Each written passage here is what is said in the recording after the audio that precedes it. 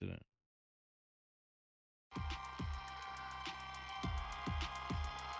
To be more than a conqueror, you have to learn to enjoy the pain if you want to survive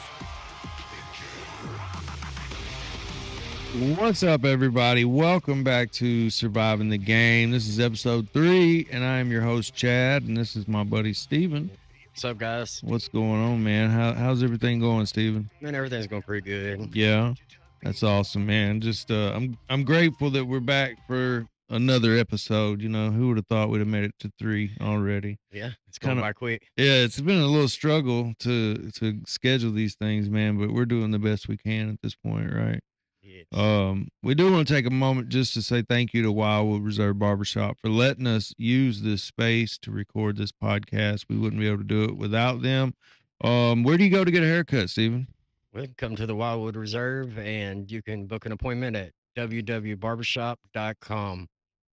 Right on, man. That's awesome. Yeah, so the last episode we were able to kind of dive into your story and a little bit. yeah, man, I got like really good feedback from that episode, and a lot of people were touched by your story, man, and yeah, so I guess this week we're gonna Yeah, we're going to dive right in. It's your turn. dive into my turn, man. This is yeah, I was been thinking about this ever since we talked about it's gonna be my turn or whatever, but it's a little nerve-wracking, ain't it? Yeah, it is a little bit. I'll see if I can do as good as you at Oh, interviewing Lord. process. Yeah, so I guess we'll just jump right into it, man. So yeah. All right, so Chad, how was your childhood growing up? Well,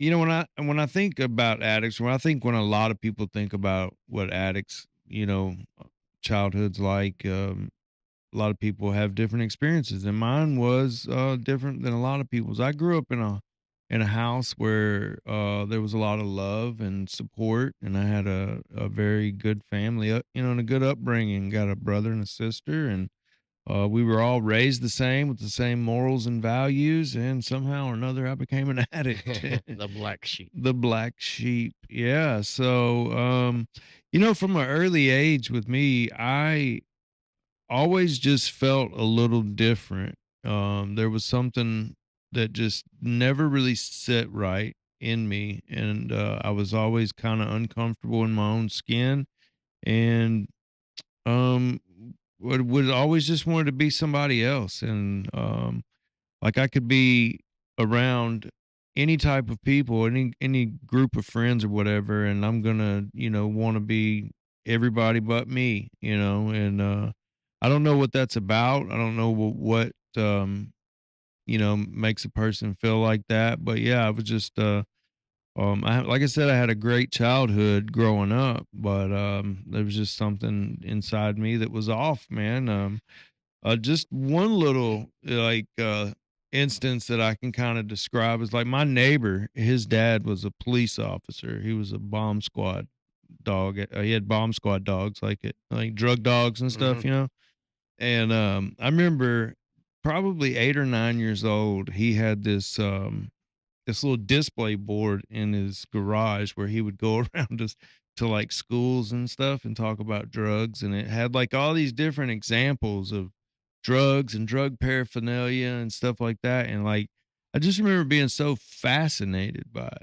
Really? Like, yeah, at a very young age, like I was fascinated, like more so than like anybody else, just had that curiosity about it, man. And yeah, so it's kind of been I don't know. I've always been the kind of kid growing up that was willing to try and do risky things, for Yeah. attention or what. But Yeah, I was always the friend that was, don't expect me to talk you out of it. right. Yeah. And I'm the one that you could talk into it. Yeah. Yeah. So how old were you when you first used? Man, okay, so like I said, I was growing up, I always felt kind of uncomfortable in my own skin. And then when I was about 13 years old, 13 or 14 years old, went to a little house party, birthday party, middle school type party or whatever, and one of my friends had a joint, you know? The joint. The joint. Yeah, the joint, man. So, um, again, my need to be liked and my willingness to do things that maybe other people wouldn't do. Like I was so excited He was to just trying to fit in. I was just trying to fit in, man. And so I yeah, smoked my first joint, man, and just fell in love like Yeah. with the effect and the way that I didn't have that feeling of not comfortable in my own skin anymore. I became a different person. Yeah, he was numbing. Numbing Yeah, it was feelings. numbing. Yeah, at an early age, didn't know that, and I remember I liked the way that felt so much that I couldn't wait to do it again. You Yeah. know, Well, how Eh, long did it stay with just the weed?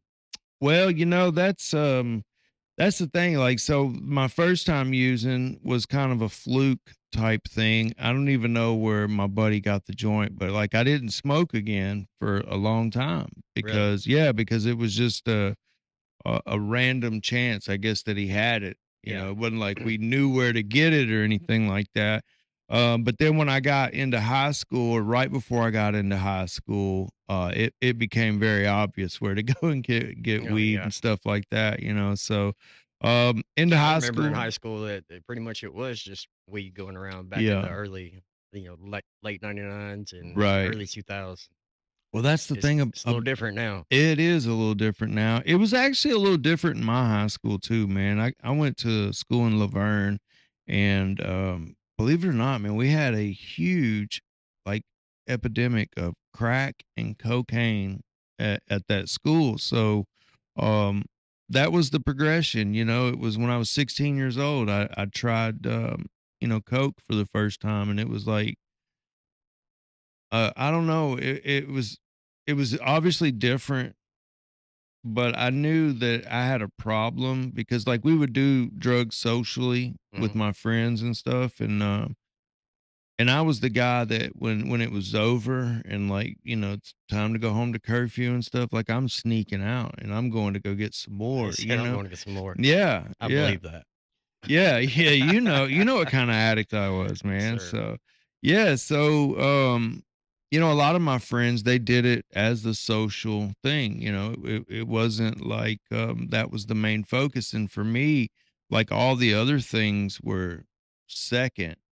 Of Like, course, of course. like, for me, like, it didn't become about being with my friends and going to parties and stuff. It was like, I would have been okay if it was just me and a bag of drugs in my room, Yeah, and, the many nights, that's what it was, it was yeah. like Just that. isolating. Yeah, just isolating, and, I remember, in high school, um, coming home one night and already contemplating, like, what am I doing, and just feeling so like the drugs were wearing off this one night. I'd done a lot of cocaine, and it's a very depressive drug. I was gonna say, here comes the depression. Yeah, yeah. And I just remember crying, man, just like already I was in this spiral, and I really didn't know how to do anything about it. Yeah. I had so much fear that So this is at 16. yeah, this is like 16, 17 years old, and didn't um it's not that I wanted to stop, but I knew um that I was better than what I was doing. Right, right. Yeah. But again, I just didn't know how to stop, man. And obviously, as I got older, I was able to push those kinds of feelings and stuff inside and just kind of Trying to suppress them in. yeah, suppress them, and continue on. And yeah, I mean, I made it through high school as a very, as an addict. Like I was a full blown addict in at a young age, and A um, functioning addict at I- the time. yeah, function at like I graduated high school, but it was like that weird dynamic of worrying about things like prom, but also using hard drugs, it's like it was just a weird dynamic Yeah. of trying to fit in and be like what the little high school life is supposed to be like, but yet I'm also doing very adult things, you know. So I remember,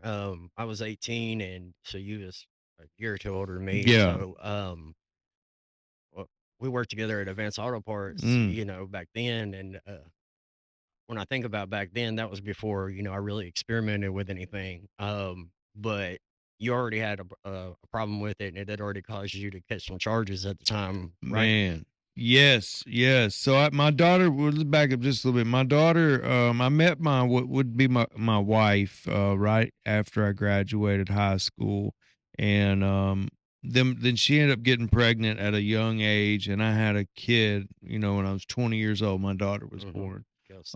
Yeah, and so that that kinda like, I was the kinda guy that would get fired from jobs because I couldn't stop using or I couldn't pass drug tests and stuff. It was like this constant turnover of, like, not being responsible and things, but then when she was born, um I was still a very high functioning addict, but I had more of a mindset of, okay, well, I've got another life to, You got a whole responsibility yeah, now. yeah, whole responsibility now. But so you know, the got married and we tried to do that whole little playhouse thing and Yeah. um it didn't work out because of my selfishness when it comes to drugs. You know, my wife at the time, she could use and then put it down and never use again. Right. And I just couldn't do that. I would be sneaking off in the middle of the night and you know, and yeah, it was very disruptive and it caused me, you know, drugs and alcohol too, not just drugs, but and alcohol, because alcohol was a huge part of my life too.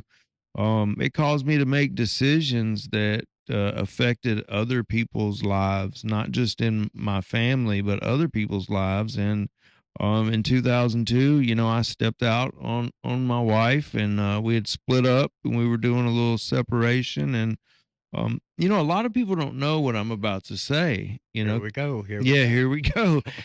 You know, there's a lot. Even my family, it was a long time before I ever talked about this. I don't even think my daughter knows this, but I ended up getting this girl pregnant.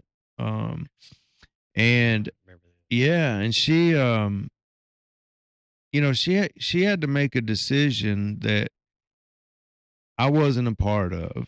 Right.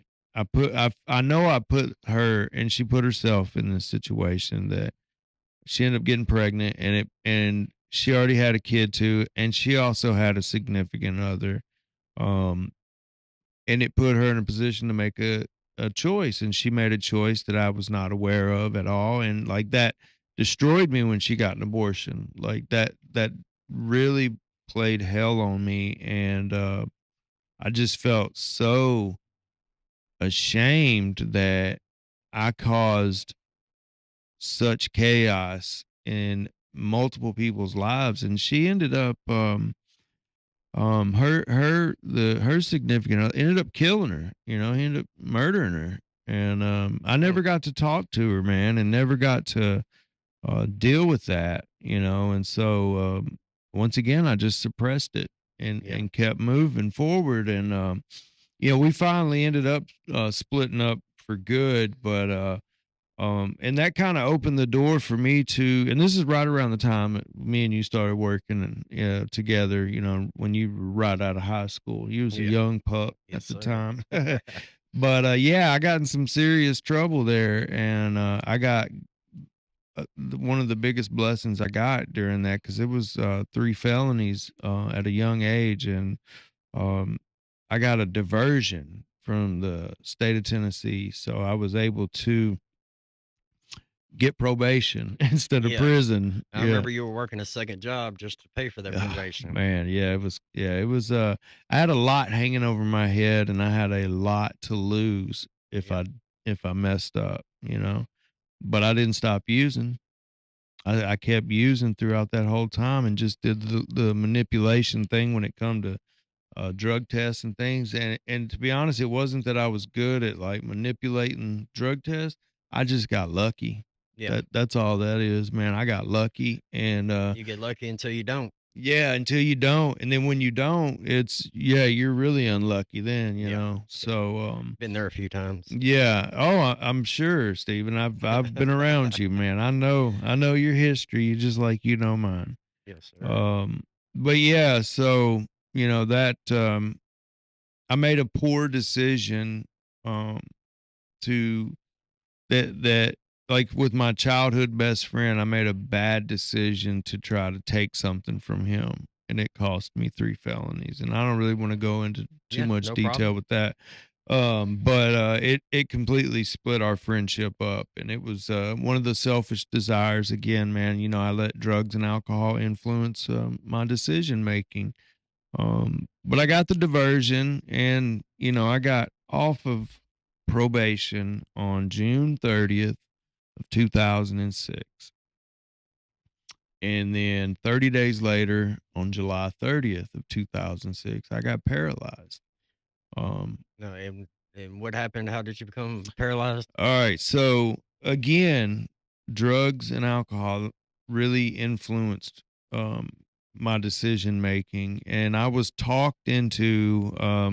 So what happened was the night before I got paralyzed, I went to an all day like festival concert, and we of course partake a little too much in the alcohol and the pills and things like that. So I had a really rough Sunday, and the Yeah, day after, it was really rough. So me and my roommate at the time, we made a decision. We were just going to hang out and just take it easy that day and not really do anything. I just had kind of recoup. Yeah, recoup, so I had invitations from like my sister to go hang out with her and her husband and go swim. And just like, and I turned everything down because I was hungover, Yeah, didn't Um want to deal with no, anybody. I didn't want to deal with anybody, and had no idea what was, right around the corner for me. And as that day progressed, we started drinking again, and had a guy come over to my neighbor's house, and he was house sitting for a guy, and he kept on and on about let's go over there and let's go swimming, and like nobody wanted to go, you know what I mean? So we was everybody was against it, and but the more I drank and the more I smoked The and the more it more sounded like a good idea. more it started to sound like a good idea, man. And I let this man talk me into something that absolutely changed my life forever. And I jumped in a swimming pool, um, July 30th, 2006. And, yeah, man, I broke my, Yeah, C6, C7, vertebrae in my spine. And, that was it. That was a wrap, man. I never went back home, yeah. I'll never forget that call. Julie called me Yeah. because me and her went to barber school together back then, Right. and she called me and she told me that you had an accident and that you was in Atlanta and like a rehabilitation that you had to stay there for a couple months. Yeah. It was, man, it was, I didn't know the, severity of a spinal cord injury. Even when I got paralyzed, like, I didn't understand the permanent side of that. So, I got hurt on a Sunday. They did, a spinal fusion on a Monday, and then they put me on a plane on Friday Mm, and flew me to Atlanta to this special hospital for people with spinal cord injuries. Shout out to the Shepherd Center in Atlanta, a great place if you, need their services. I pray you don't. correct. Yeah. So, I had the mindset that I was going there and they were going to fix me, and I would come Put a back, band-aid on it going to and put a be band-aid on it. Yeah. And that I would come home walking. so I'm assuming this is when the pain pills came in. Man, yeah, they were right there. Look, so I got to Atlanta on a Friday.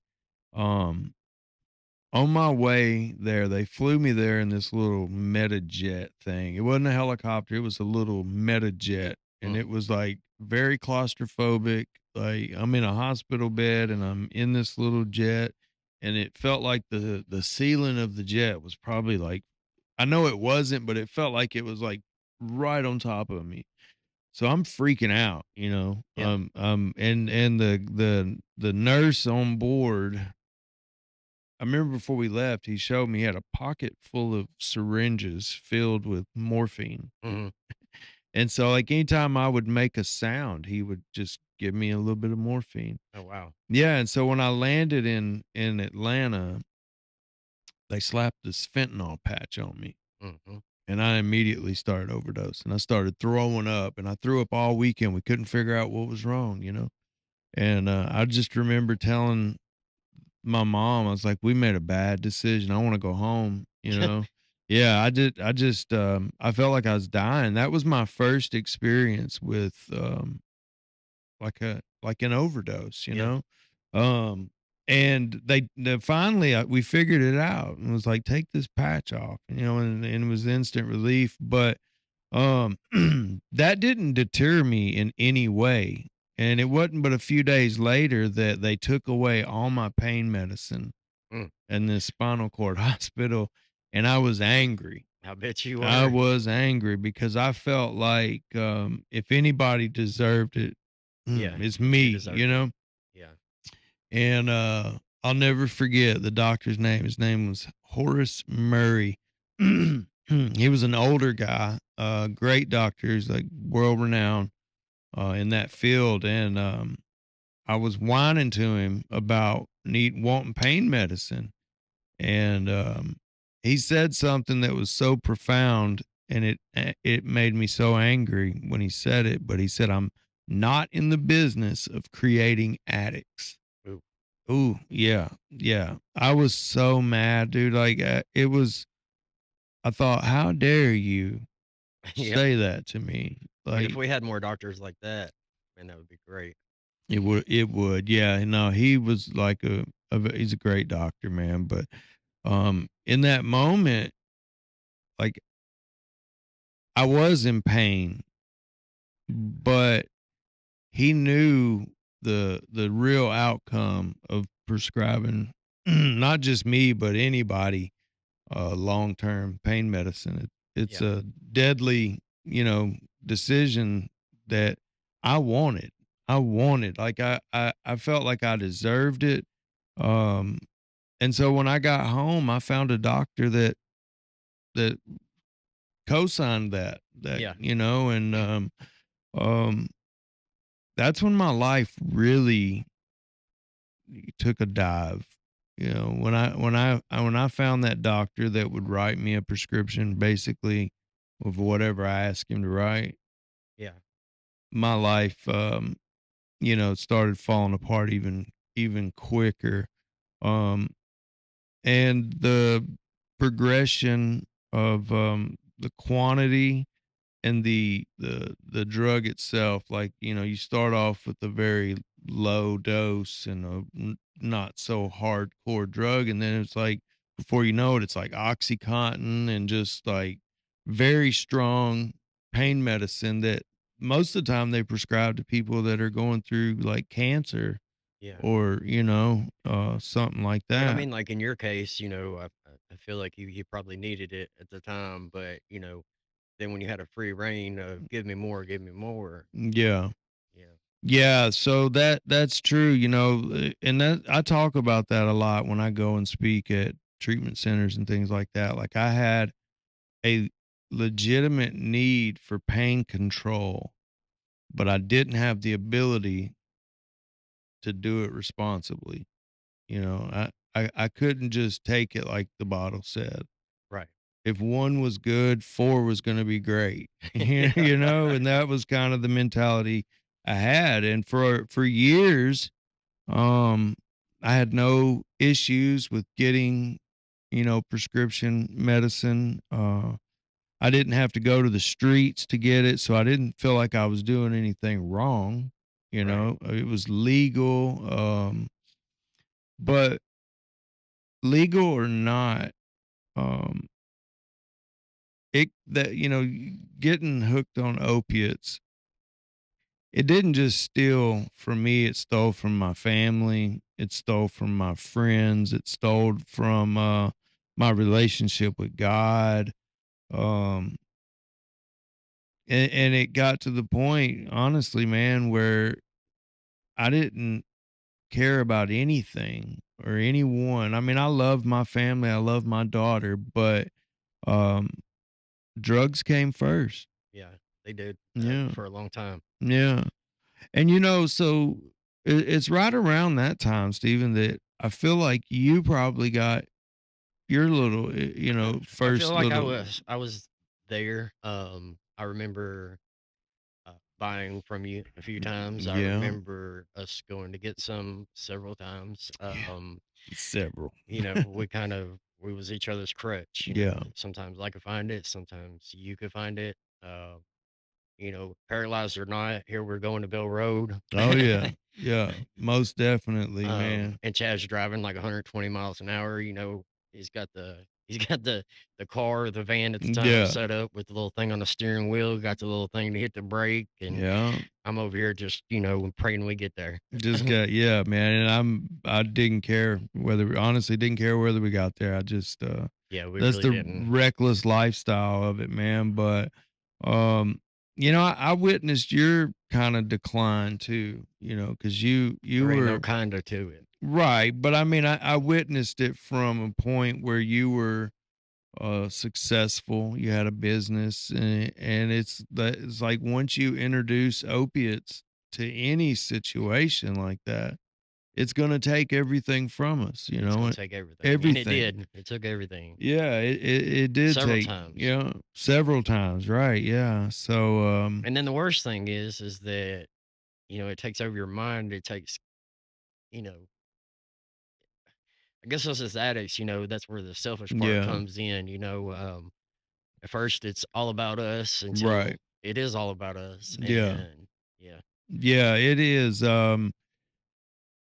I thought that, like I said, that I deserved this because when you get paralyzed, and I literally knew nothing about what it meant when somebody got paralyzed. Like I just thought people in wheelchairs were just couldn't walk. yeah, But it's so much more than that. Like literally your spinal cord, and I gotta quit saying literally. I've said that like 6 times. But your spinal cord, like it controls everything. Your brain thinks it, and your spinal cord is the pathway to yeah, telling because your it even body. controls like whether your body's hot or cold too, Yeah, right? absolutely, man. Like you don't sweat. I cannot sweat, which is great for odor, Yeah. like, but it's horrible when it's 100 degrees outside Because because really you're just burning up I'm just without your burning body up. cooling Yeah. you off. Yeah. Whatever, like if I don't do something to control my body temperature, whatever the temperature is, that's what my temperature will end up getting. And I've That's had, scary. yeah, it's very scary. My daughter played travel sports, Yeah. and softball was one of them. So there was a lot of years where um it was rough, man, being a quadriplegic. It was rough, and for a long time using was the only thing that gave me internal happiness, Yeah. euphoria. How that makes sense, but Yeah. yeah. Yeah. Because like I said, your spinal cord controls everything, your bowel, your bladder, um, just every function you could think of without getting too descriptive. Excuse me.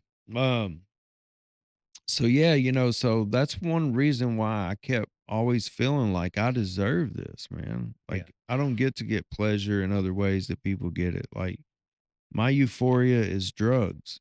So, Yeah. We also had the addiction along with depression as well.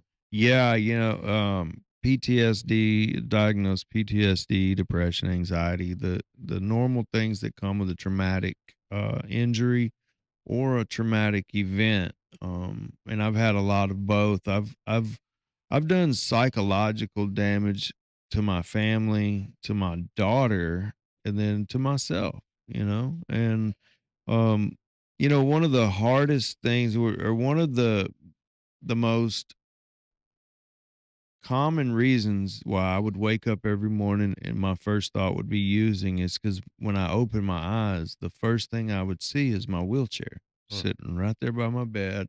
And I just felt like it was taunting me. Like when I would go to sleep and I would dream, that's the only time I felt free. is Makes because sense. in my dreams, I'm not paralyzed. It's like being in jail and waking up in jail. You're still Exactly. here. Yeah, prisoner in my own skin, man. So I didn't like that feeling, Yeah. So I wanted to change that. So my solution was drugs, and uh, unfortunately, that solution creates its own set of problems, you know. Just a But small list. yeah, just a small list. But I think that's the biggest misconception with addicts is that on the outside, looks like we have a problem with drugs, that drugs are our problem.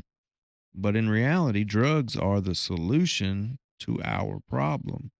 It's just the wrong solution. Right. Like my problem isn't drugs. My problem is all the suppressed things that I keep that I don't know Burying. how to deal with. I've never truly let go of things that's happened to me in my life, in my childhood. Um, and didn't know how to talk about anything with anybody because I felt shame, guilt, or remorse. That feeling like I'm not good enough. Well, That I, plus with you numbing the pain, you never hmm really dealt with feeling it. exactly, and I didn't want to deal with it. No pun intended. Yeah, Yeah. yeah, Yeah. Yeah. exactly, yeah. Yeah. Um, and that like all of those reasons were the only logical thing for me that I could come up with because I didn't know how to deal with life. I didn't know how to deal with life on life's terms. Didn't even know what that meant.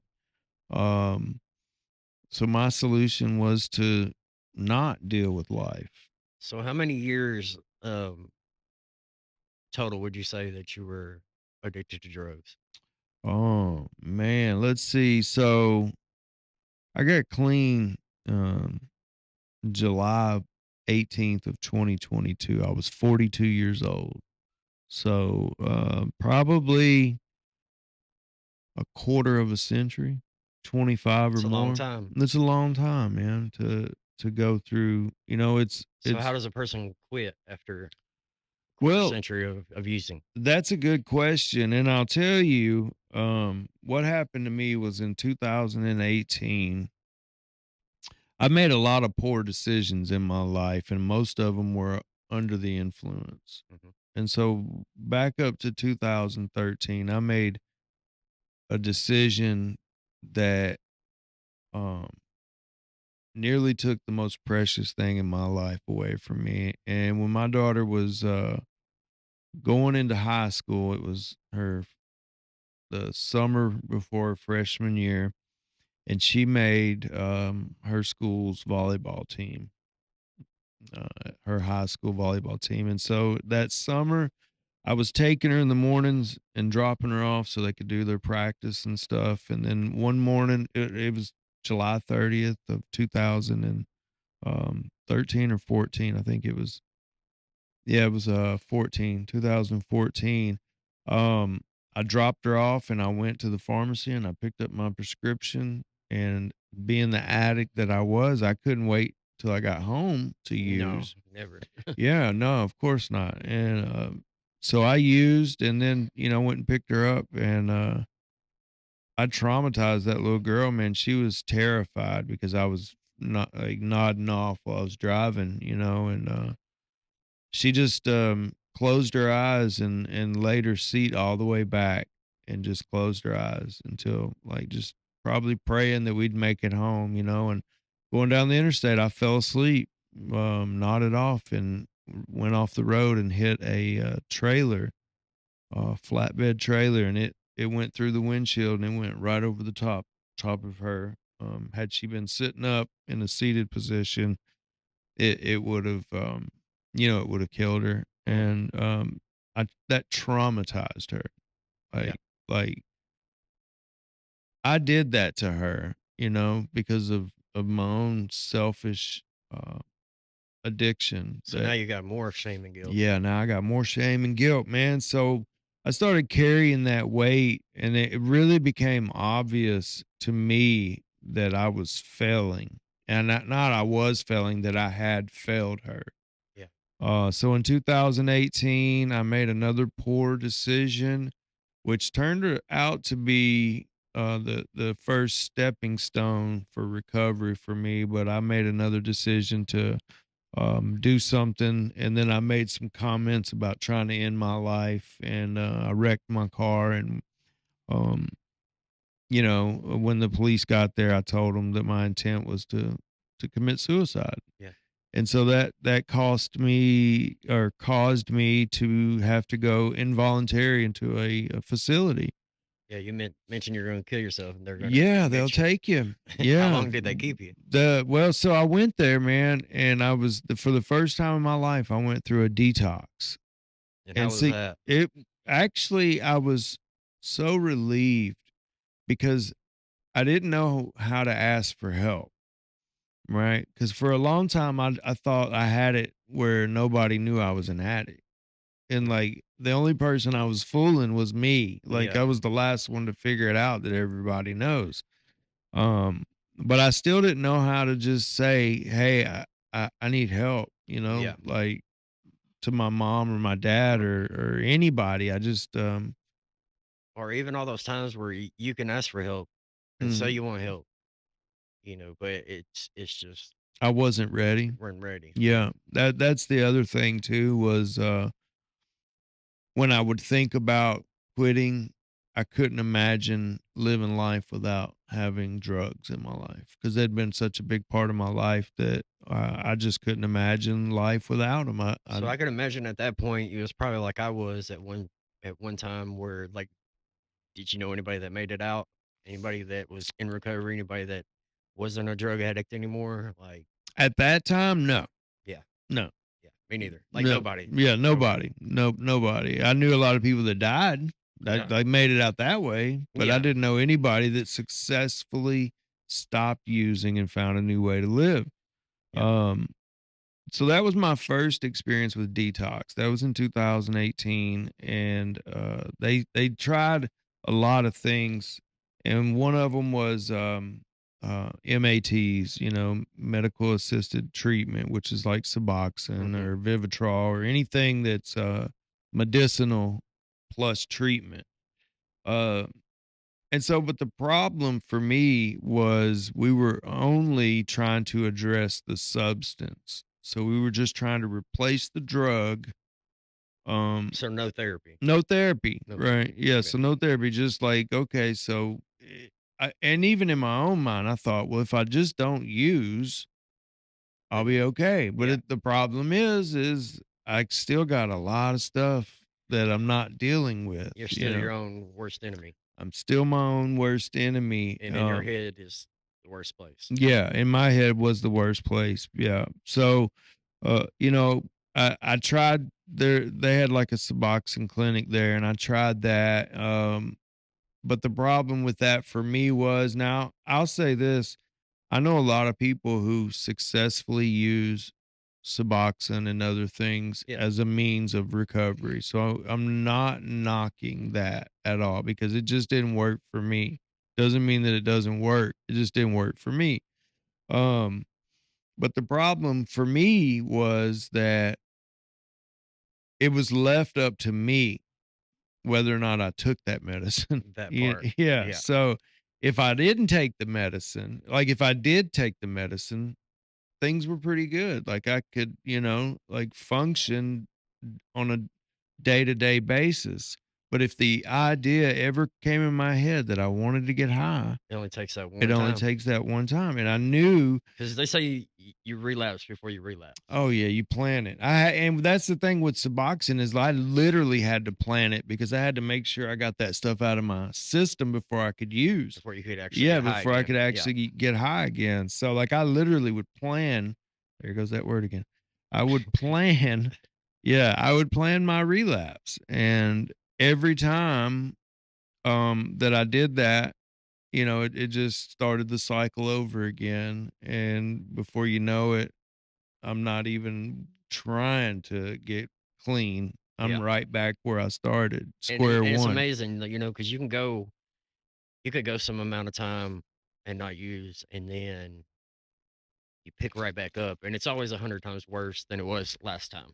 Yeah, yeah, The aggressiveness of it, the progressiveness of it. yeah. Um, That's wild. It is wild, man, Yeah. because that's exactly right, and the description is 100% right. It is always worse when you go back, Yeah. and you lose things even faster, you know? So, like, you could build up a pretty good life with a little bit of sobriety and a little bit of clean time, but as soon as you use, it's like within, Gone. Yeah. a few weeks, maybe, if you're lucky. But so, that was my first experience with detox and in some form of treatment. But that didn't work. I went back to using, and I repeated that cycle uh for four more times. So I went a total of four times in and out of this facility.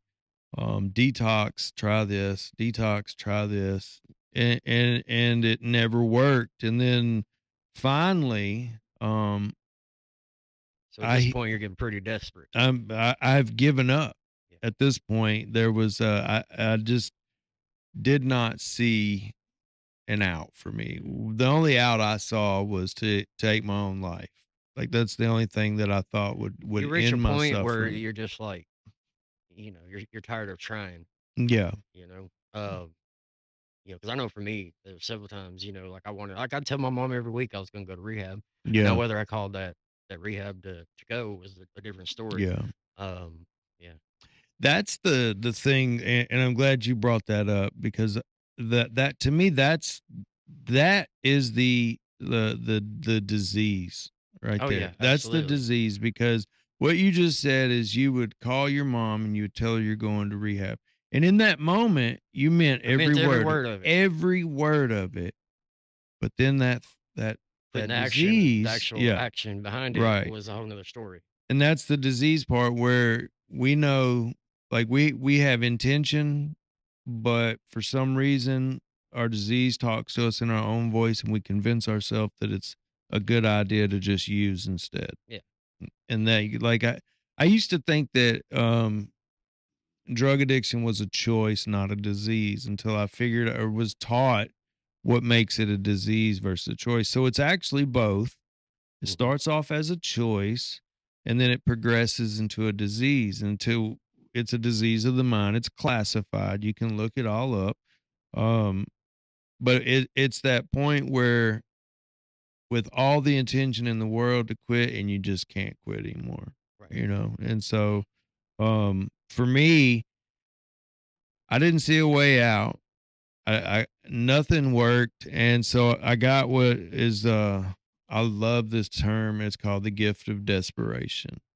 And so on July 16th of 2022 was the last time I went and I picked up drugs. I picked up fentanyl. And that was like my drug of choice in the last, many years of using some form of opiate. Yeah. Fentanyl had become like, Started with the pain pills. yeah, progressed into street, opiates, heroin, things like that. And then fentanyl pretty much took over Took over everything. everything. Yeah. And then so the 16th of July 2022, the last time I went and picked up, I came home that day. I immediately used before, as soon as I picked up. Um, and I used too much, and it became very obvious when I got home that I was under the influence, and Hmm. had taken too much. So my family, um, my family would go through the whole, like, the cycle of being codependent. So, like, they try to love me to death. Yeah. They try to belittle me. They try to threaten me. They try to do all these Tough things. love, all the Tough things. love, all of it, because they didn't know what to do either, Yeah. But I remember that night that they had to keep coming to my room to make sure I was alive Yeah. throughout the entire night. And so then the next day is July 17th. It was my mother's 70th birthday. And I just, overdosing really took all the attention off of her and her this monumental to me, it's a monumental moment in a person's life when they reach a milestone like that. 70 years old is to me, that's a big deal. And I just remember that it wasn't about her, it was about me. And I just felt so little and so small that day. And I woke up on the 18th. I still had a bag of drugs, and I used them because that's what addicts do. We don't Yeah. throw them away. So I used them all night, the 17th, and into the early morning hours of the 18th of July. And I got up early that morning, and I decided that I was going to go back to, Treatment again. yeah, which it was not treatment. It was the psych hospital is where I would go. So that's the only thing I could.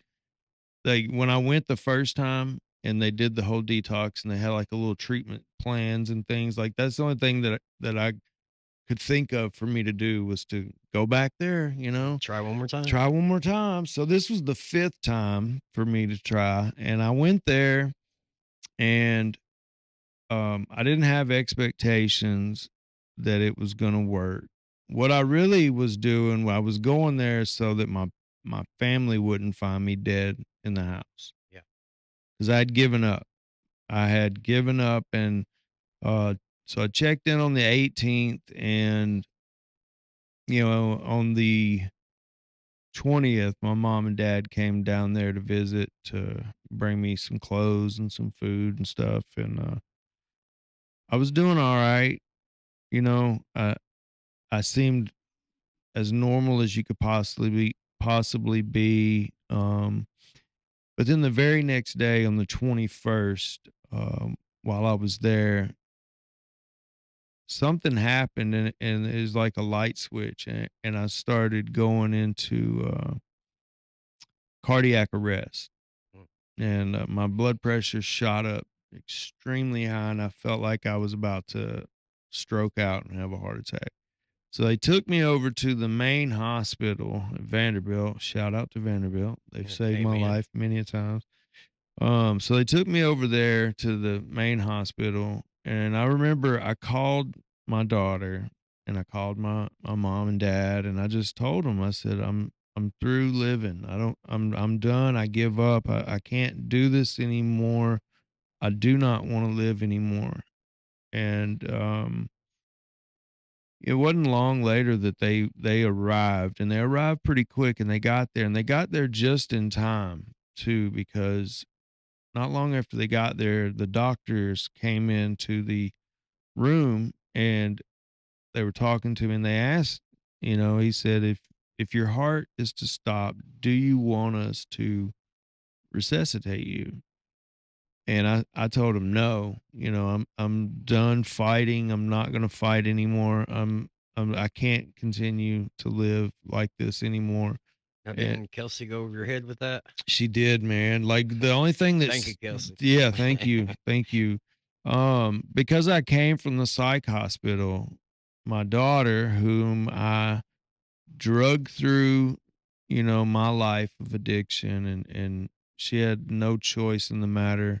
Um, she was able to override my wishes because of the me coming from the psych hospital. In their mind, I didn't have the capacity to make decisions for myself. And man, thank God that she was able to do that because my heart did stop 2 more times and they had to do the full code and like CPR. And I ended up in a medically induced coma for, man, like a couple weeks, and I just remember waking up and I got all these tubes in my mouth and in my nose um and I just realized that in that time that I was out unconscious, unable to do anything, the fight had been gone. I had no more fight left in me. Yeah. And my family, my daughter and my mom and dad and my brother and sister, and they fought for me when I couldn't fight no more. I had nothing left to give. And that little girl, man, she stayed there. She prayed over me, and my mom prayed over me, and my dad, and they held vigil, and when I came to, I realized that she don't deserve this, man. Yeah. Kelsey, she just don't deserve this. Like for her sake, I have to try to do something 100%. I Yes. have to give So you're it gonna give it a real shot this a time. real shot. I'm really gonna do it this And time. also you realize that your family's still there and they still Oh yeah, actually do love you. yeah, yeah, yeah. Because like I talked about earlier, the drugs were my solution to everything. And Thought they were your solution. I thought they were my solution. It was the only thing I could come up with.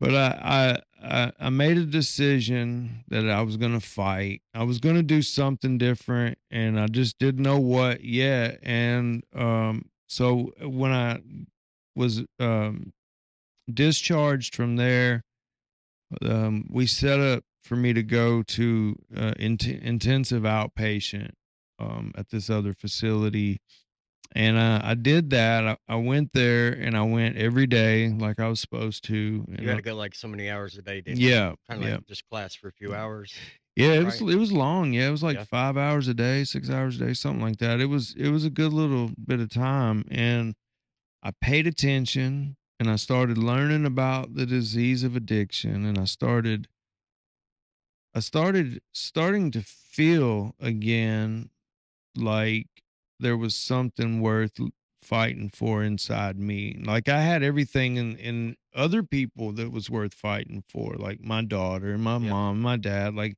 those people were worth fighting for. But I started to feel like there was something inside me that was worth fighting for. And so, I completed that program, and during that time, they were pushing 12 step.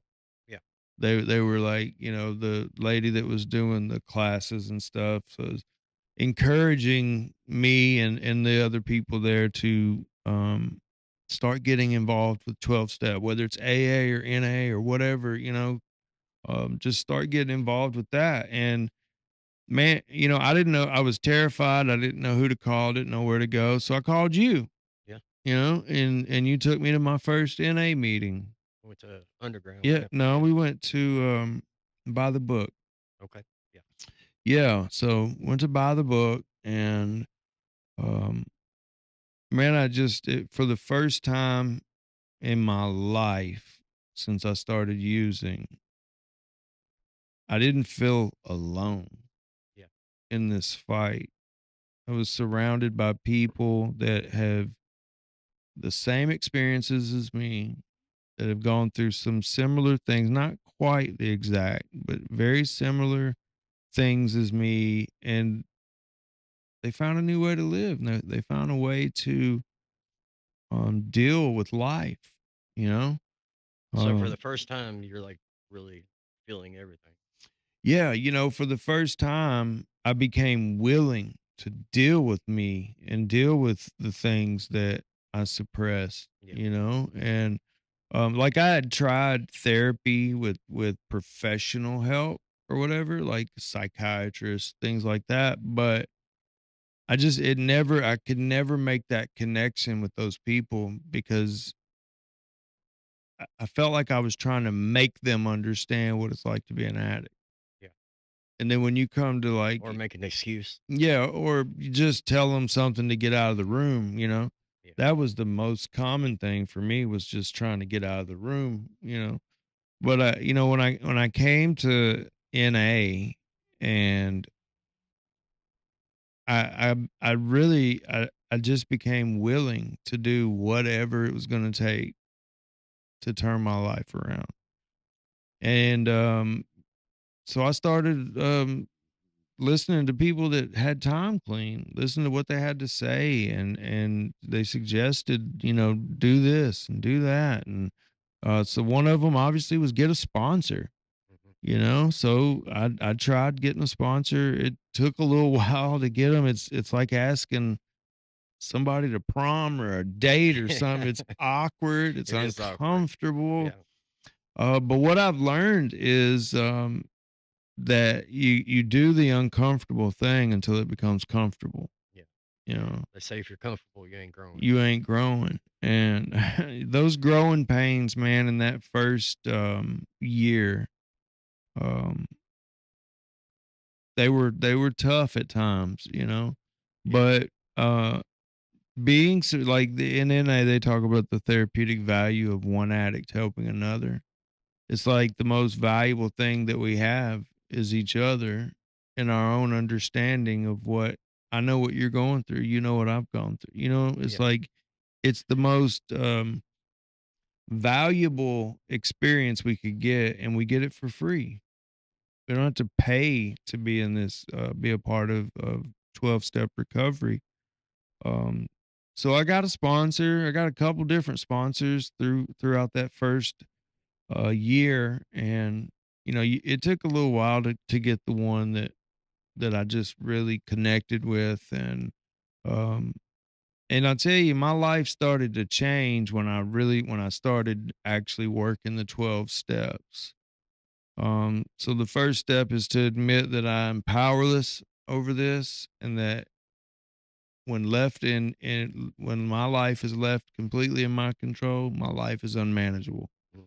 That part. Yeah. So, but just that admittance, just saying that out loud, that I don't know what I'm doing anymore. I can't control this anymore. It's like there's a weight that gets lifted when you let go of trying to hold on and fix, manage, and control everything. Well, trying to do it yourself Trying to too. do it Yeah. myself. Yeah.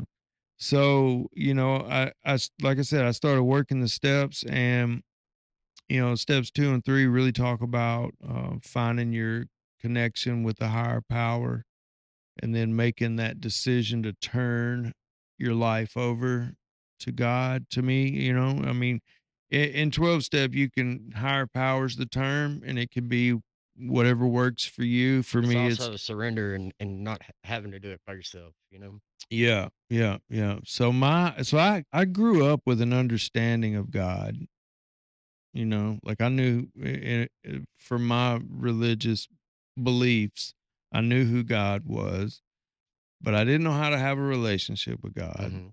I didn't think that I was deserving, or that I had any kind of value that qualified me to have a relationship with God. I didn't know how to have a relationship with God. And that I tell you, seeing you value yourself nowadays, I've known you now since 2002. mhm. Uh, Many of those years, me and Chad, we were always really good friends. Whether he was pulling me in the wrong direction or I was pulling him on the wrong direction. Right. Like there was a lot of those years, a lot of those times where I almost could see you trying to find your purpose. Yeah. And since you got clean, today I see you seeing yourself as having a purpose. Yeah. And I see what you're doing right now. You're fixing to open up that sober living, and like that's giving back. That's Yeah. helping other people, that were in the same situations we were in, Right. just to try and help guide them in the right direction, put a roof over their head for the night, a bed of Yeah. their own. Um, you know, uh, and I see you out here helping people, and I went through last year. I went through a little time where I thought it's okay to drink a little bit, Yeah. and Sure. I didn't have nothing traumatic happen, nothing really bad happen, It um, just didn't feel but right. it just yeah, it just wasn't right, and like watching you come back to the room or come to the rooms and stuff, it just it kind of gave me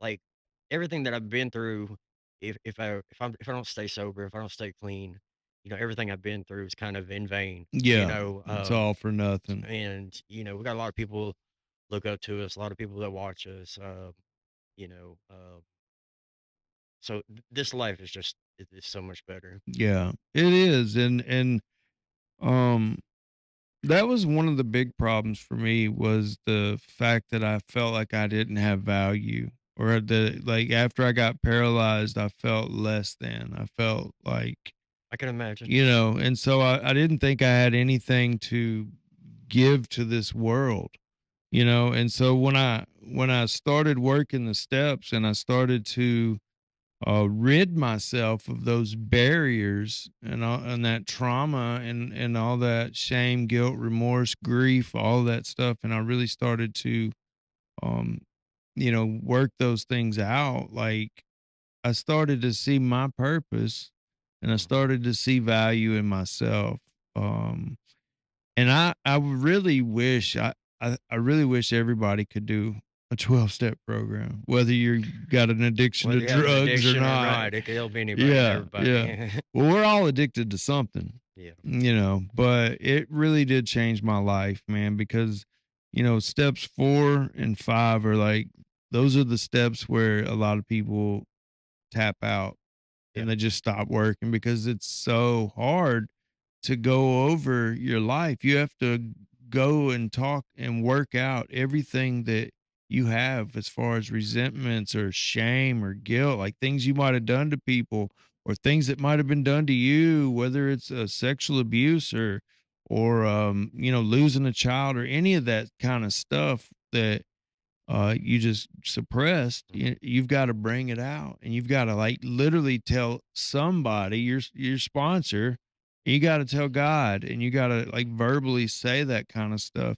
But when so step 4 is where you write it all out. You write out everything you've ever done to anybody and anything that's been done to you that might cause a resentment or you have an issue with. So there was a lot of things that I had swore I'd never tell a soul, Yeah. you know? And those were the things that kept me sick. Those were the things that kept me needing something to suppress my feelings and that was why I needed a solution to get numb. And once I worked 4 and 5 and I shared that, it was instant. The moment that I talked about those things that I was embarrassed about or afraid people would judge me if I told them, um, they lost power, instantly lost power. And so, like today, I wake up, I I don't feel less than anymore. I wake up today, man, and I'm grateful That's and awesome. I love life and I don't wake up thinking about using Yeah. anymore. That's a blessing in itself It is such a blessing. just to not be sick. Just to not be sick, man, and that's all every addict wants is just feel well. We just don't wanna feel that anymore, but the true path to freedom isn't putting a Band-Aid over your feelings, it's letting your feelings go, Yeah. you know? Um, and it took me a long time to figure out life and how to work through feelings and stuff like that. But man, that's the therapeutic value of one addict helping another. Yeah. We get to share what we've gone through with an addict, and while we're doing that, we're learning how to help somebody else Yeah. do the same thing. Well, man, I can't wait to see these next couple years, and see all the people Yeah. that, we're going to help, you're going to help, Oh, I know. and I'm looking forward to this adventure. I am too. Yeah, yeah. It's amazing that we both have come so far. Because I've said it before that when you got clean, because you got clean like a couple years before me. Like you had some time built up before I ever even made an attempt. Um, and that really had an impact on my life because you were like I feel like everybody has that one person that they use with, like, Yeah. and like Yeah. that was me and you, Yeah. Yeah. so but you were more than just my using buddy. Like you were really a brother to me. um but for the longest time we were horrible for each other. Yeah. And Yeah. today we're both on this path, man, that we are like walking at the same pace. It's like I'm not very far ahead of you, you're not very far ahead of me. It's like we're right there and we're both doing some of the same things at the same time. Yeah, It's but you've always been amazing. there to pick me up, and I hope I would be Vice there for you, versa, vice man. versa, man. Of course, man. Well, man, I So really appreciate you sharing your story with us today. absolutely, man. It's Y'all, I've looked up to this man. You've heard today of the things that he's been through, and I've always looked at him like, wow, if he can do it, if he can get through this, I can. And then obviously there's been times where he's looked at yeah, me like that. absolutely. But Yeah. So look, guys, we do appreciate y'all watching this video. It's yeah, it's been great. I want to say this to anybody out there that's going through it right now. Um, this does not have to kill you. There is a way out. Recovery is possible. Recovery is real. We do recover. All those little cliche things that yeah, people say, it's real, man. It's real. So if you do need help, please reach out to us. Also, just wanted to say we're putting together a pre-order for some hoodies. Steven's got one of the shirts on right now, but so yeah, I'm gonna try to put together a pre-order on that. I'll put the different ones in the comment section. You guys can look at them, tell me what you think, and we'll see you next time. all right. Love Thanks, y'all. everyone. Have a good Love one. you.